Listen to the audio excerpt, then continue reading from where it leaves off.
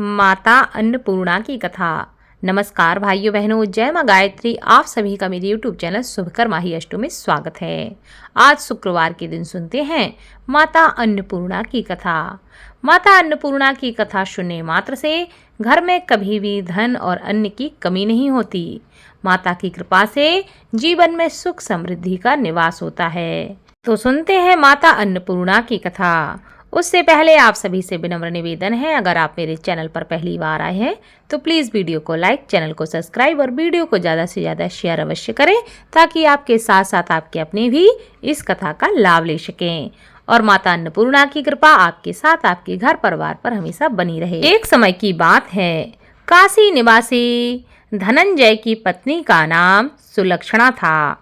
उसे अन्य सब सुख प्राप्त थे, केवल निर्धनता ही उसके दुख का एकमात्र कारण थी। यह दुख उसे हर समय सताता रहता था। एक दिन सुलक्षणा पति से कहने लगी कि हे स्वामी, आप कुछ उद्यम करो तो काम चले। इस प्रकार कब तक काम चलेगा?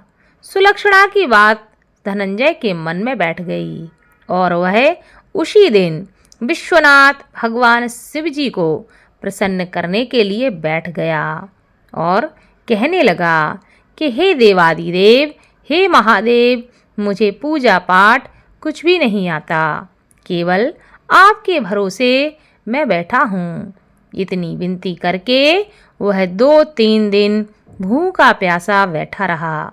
यह देखकर भगवान शंकर ने उसके कान में अन्नपूर्णा अन्नपूर्णा अन्नपूर्णा कहा। इस प्रकार 3 बार अन्नपूर्णा कहने पर यह कौन है, क्या है, यह कौन कह गया, इसी सोच में धनंजय पड़ गया कि मंदिर में आते समय ब्राह्मणों को देखकर पूछने लगा, हे पंडित जी, ये अन्नपूर्णा कौन है? किसको अन्नपूर्णा कहते हैं? ब्राह्मणों ने कहा, तू अन्न छोड़ बैठा है सो तुझे अन्न की ही बात सूझती है। जा, घर जाकर अन्न ग्रहण कर ले। धनंजय घर चला गया। स्त्री से उसने अपनी सारी बात बताई। उसकी पत्नी कहने लगी कि हे नाथ, चिंता मत करो, स्वयं शिवजी ने यह मंत्र आपको दिया है, वे स्वयं ही खुलासा करेंगे। आप फिर जाकर उनकी आराधना शुरू कर दो। धनंजय जिस प्रकार जैसे तैसे वहाँ फिर पहुँचा और पूजा पर फिर बैठ गया। रात्रि में भगवान शिवजी ने आज्ञा दी और कहा कि तू पूर्व दिशा में चला जा। वह अन्नपूर्णा का नाम जपता जाता और रास्ते में फल खाता, झरनों का पानी पीता। इस प्रकार कितने ही दिन तक वह चलता गया। वहाँ उसे चांदी सी चमकती वन की शोभा देखने में आई, सुंदर सरोवर देखने में आया, या उसके किनारे कितनी ही अप्सराएं झुंड बनाए बैठी हुई थीं। एक कथा सुनाती, दूसरी सुनती और सब मिलकर माता अन्नपूर्णा का नाम बार बार लेती। यह अघन मास की उजेला रात्रि थी और आज से ही व्रत आरंभ किया था। जिस शब्द की खोज करने के लिए वह निकला था वह उसे वहां सुनने को मिला। धनंजय ने उनके पास जाकर पूछा कि हे देवियों, आप यह क्या कर रही हो? उन सब ने कहा कि हम सब माँ अन्नपूर्णा का व्रत कर रहे हैं। धनंजय ने पूछा, व्रत पूजा करने से क्या होता है? यह किसी ने किया भी है? इसे कब किया जाता है? यह व्रत कैसे करते हैं और इसकी विधि क्या है? मुझे भी विस्तार से इसके बारे में बताओ। वे कहने लगी, इस व्रत को सब कोई कर सकता है। 21 दिन तक के लिए 21 गांठें का सूत बना लेना चाहिए। 21 दिन यदि ना बने तो 1 दिन उपवास करना चाहिए। यह भी ना बन सके तो केवल कथा सुनकर ही प्रसाद ग्रहण कर लेना चाहिए। निराहार रहकर कथा सुनना चाहिए। कथा सुनने वाला कोई ना मिले तो पीपल के पत्तों को रखकर सुपारी या घृत कुमारी ग्वारपठा वृक्ष को सामने करके दीपक को साक्षी करके सूर्य, गाय, तुलसी या महादेव को बिना कथा सुनाए मुख में दाना न डालें। यदि भूल से कुछ पड़ जाए तो 1 दिवस फिर उपवास करें। व्रत के दिन क्रोध का त्याग करें और झूठ बिल्कुल ना बोलें। धनंजय कहने लगा, इस व्रत के करने से क्या होगा?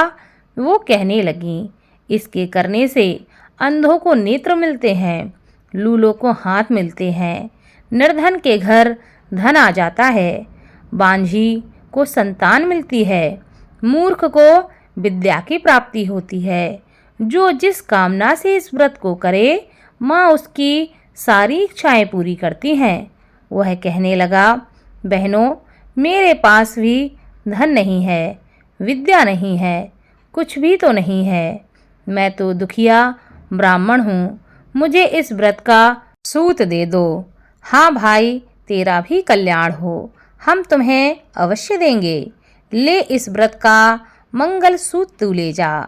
धनंजय ने व्रत किया, व्रत पूरा हुआ। तभी सरोवर में से 21 खंड की सुवर्ण शीड़ी हीरा मोती जड़ी हुई प्रकट हुई। धनंजय जय अन्नपूर्णा, जय अन्नपूर्णा, जय अन्नपूर्णा कहता जाता।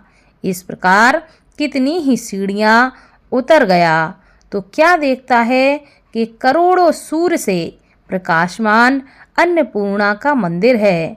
उसके सामने सुवर्ण सिंहासन पर माता अन्नपूर्णा विराजमान हैं। सामने भिक्षा हेतु शंकर भगवान खड़े हैं। देवांगनाएं चंबर डुलाती हैं। कितनी ही हथियार बांधे पहरा दे रही हैं। धनंजय दौड़कर जगदम्बा के चरणों में गिर गया। देवी उसके मन का कलेश समझ गईं। धनंजय कहने लगा कि हे माता, आप तो अंतर्यामिनी हो, आपको अपनी दशा में क्या बताऊं। माता कहने लगी, तुमने मेरा व्रत किया है, जो संसार तेरा सत्कार करेगा। माता ने धनंजय की जीभा पर बीज मंत्र लिख दिया। अब तो उसके रोम रोम में विद्या प्रकट हो गई। इतने में क्या देखता है कि वह काशी विश्वनाथ के मंदिर में खड़ा हुआ है। माँ का वरदान ले धनंजय घर वापस आ गया।